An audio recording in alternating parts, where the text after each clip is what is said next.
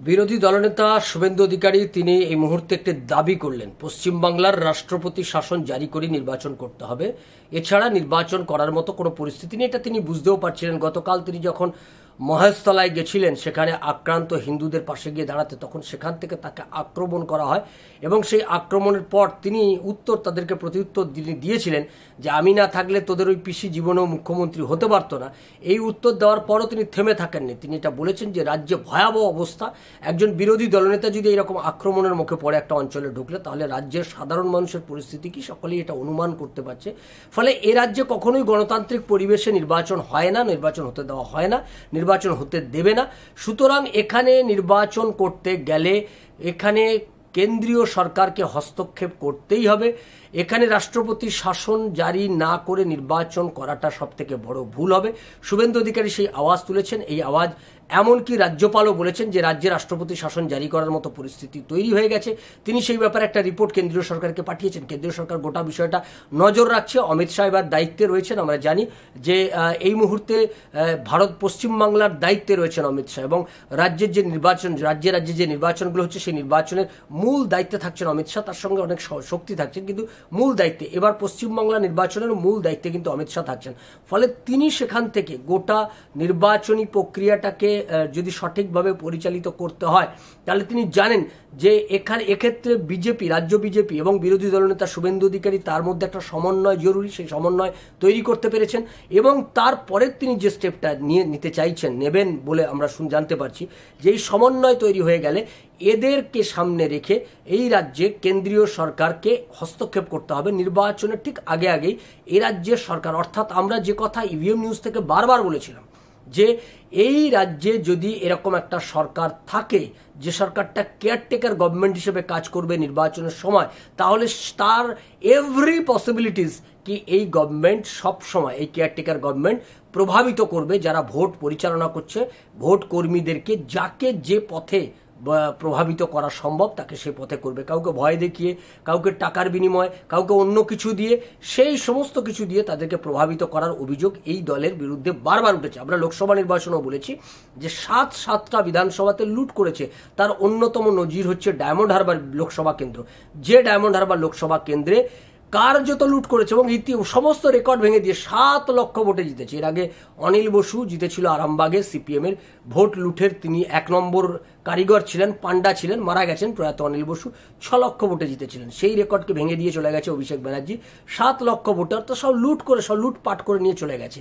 এই লুটপাটের এই যে ধারাবাহিকতা বজায় থাকবে যদি রাজ্যে কেন্দ্রীয় বাহিনীকে দিয়ে, শুধু হবে না, এই রাজ্যে নির্বাচন করতে গেলে এই রাজ্যে সবার আগে দরকার রাষ্ট্রপতি শাসন। সেই রাষ্ট্রপতি শাসন জারি করে যদি নির্বাচন না করে তাহলে এই নির্বাচন কখনোই কেউ জয়যুক্ত হতে পারবে না। সুতরাং বিরোধী দলনেতা শুভেন্দু অধিকারী যে কথা বলছেন সে কথাটা খুবই গুরুত্বপূর্ণ, খুবই যুক্তিযুক্ত আমাদের এটা মনে হয়েছে, এবং কেন্দ্রীয় সরকার নিশ্চয়ই সেটা নিয়ে ভাবছেন, অমিত শাহ সেটা নিয়ে ভাবছেন। অমিত শাহর কাছে এই বিষয় সম্পর্কে একটা রিপোর্ট গেছে যে রাজ্যের অন্তত এই মুহূর্তে আইপ্যাক যে রিপোর্ট দিয়েছে যে তৃণমূল কংগ্রেস, তারা বলছে 160-65টা সিট তৃণমূল কংগ্রেস জিততে পারে।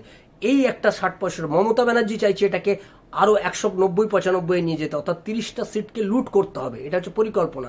আর যেটা আমাদের কাছে, যেটা সকলেই বুঝতে পারছেন যে আইপ্যাক আসলে মমতা ব্যানার্জিকে খুশি করার জন্য এই সমস্ত গপ্প বলছে। আসলে পশ্চিমবাংলায় মমতা ব্যানার্জির অবস্থা আরও খারাপ। সেক্ষেত্রে মমতা ব্যানার্জিকে যদি এই নির্বাচন প্রক্রিয়া থেকে দূরে রাখা যায়, অর্থাৎ কেয়ারটেকার গভর্নমেন্ট হিসেবে মমতাকে না রেখে, সেখান থেকে মমতাকে দূরে রেখে রাষ্ট্রপতি শাসন জারি করে নির্বাচনের কয়েক মাস আগে যদি রাষ্ট্রপতি শাসন বা একটা নির্দিষ্ট সময় রাষ্ট্রপতি শাসন জারি করে যদি নির্বাচনটা করা হয়, তাহলে কিন্তু কোনো কথাই উঠবে না। অর্থাৎ আপনি নির্বাচনের 1 মাস আগে যদি রাষ্ট্রপতি শাসন জারি করেন, তাতে গণতন্ত্রের ওপর আঘাত বলে কেউ অন্তত বলতে পারবে বলে আমরা মনে করি না যে এটা কোনো গণতন্ত্রের ওপর আঘাত এলো। কারণ নির্বাচন আর 1 মাস 1.5 মাস আগেই একটা সরকার, সেই সরকারের বিরুদ্ধে যা অভিযোগ আসছে 1-1.5 মাস কিংবা 15-20 দিন আগেও করো, তাতে অসুবিধা নেই। 15-20 দিন আগেই যদি সরকারের হাত থেকে ক্ষমতা কেড়ে নেওয়া হয়, এই সরকারটাকে রেখে নির্বাচন করা সব থেকে বড় ব্লান্ডার হবে। যে সুযোগ এই মুহূর্তে পশ্চিমবাংলায় বিজেপির হাতে এসছে, সেই সুযোগ হাতছাড়া হয়ে যাবে। গোটা পশ্চিমবাংলার মানুষ মুখিয়ে আছে তৃণমূলের সরকারের পতন দেখার জন্য।